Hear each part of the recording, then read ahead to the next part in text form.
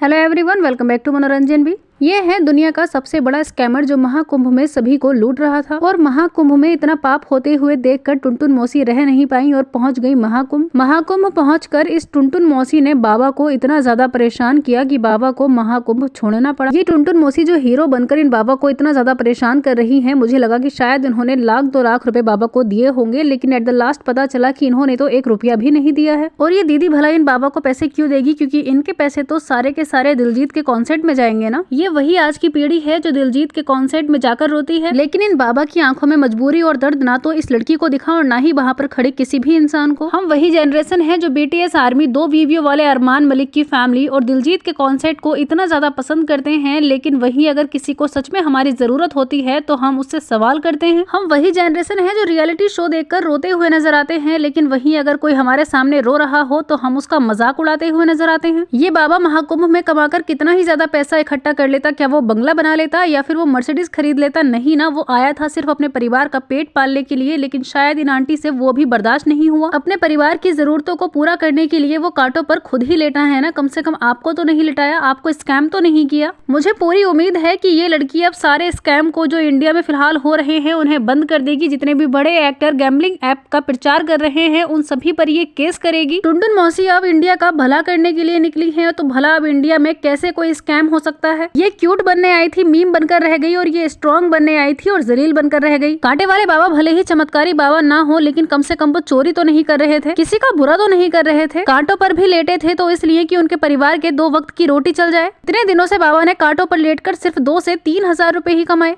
और वो पैसे भी इन दीदी को चाहिए, क्योंकि इनको लगता है कि बाबा को तो कोई मोह माया होनी नहीं चाहिए, तो वो पैसे इनके अकाउंट में ट्रांसफर कर दो। जितनी मूर्ख थी ये लड़की, इतने ही मूर्ख थे वहां पर खड़े हुए सब लोग जिन्होंने इस लड़की को रोका नहीं। वेल, इस सब पर आपकी क्या राय है? कमेंट्स कीजिए, सब्सक्राइब करना ना भूलें।